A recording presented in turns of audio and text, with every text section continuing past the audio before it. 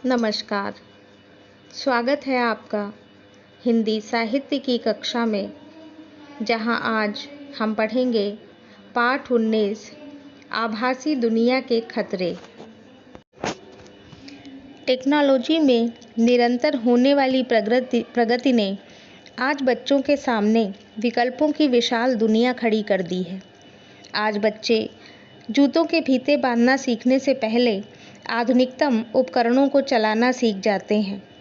हम यह जानते हैं कि आज के आधुनिक संसार में अगर बच्चों को कुछ हासिल करना है तो उन्हें टेक्नोलॉजी से दूर नहीं रख सकते, लेकिन इसके परिणाम हानिकारक भी हो सकते हैं।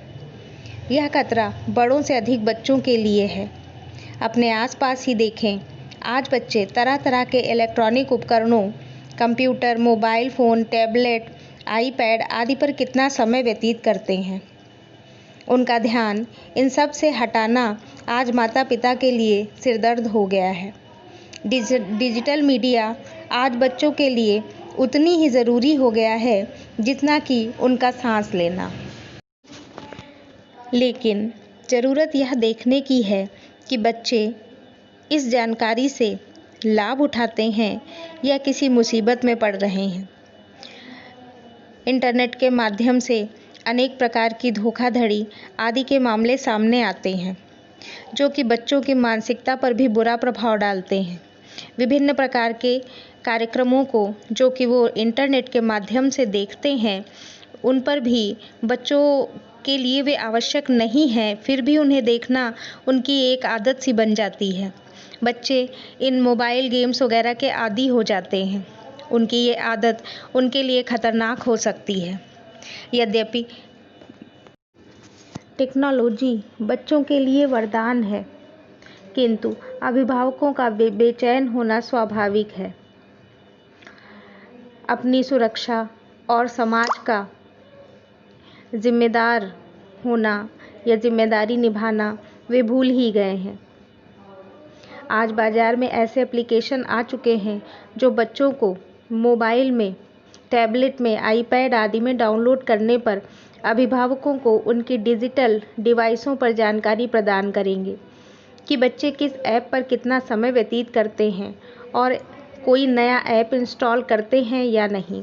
इन ऐप के जरिए अभिभावक बच्चे द्वारा इंटरनेट सर्फिंग का समय भी नियंत्रित कर सकते हैं।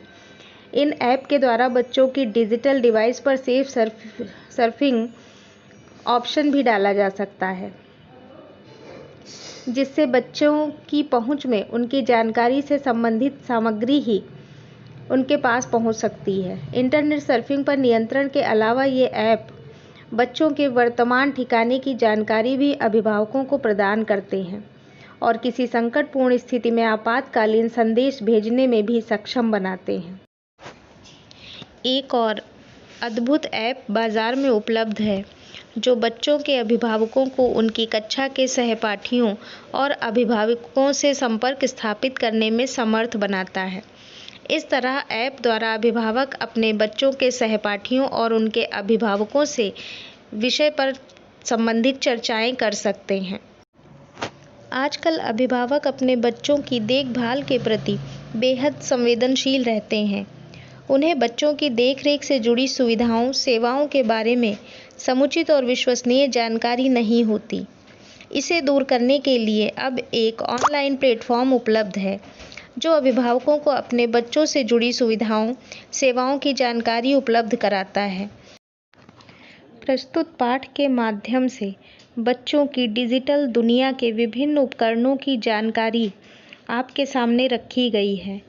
इन उपकरणों के माध्यम से बच्चे विभिन्न प्रकार के कार्यों को आसानी से कर सकते हैं, किंतु प्रतिस्पर्धा के कारण हर दिन कोई ना कोई उपकरण बाजार में आ रहा है।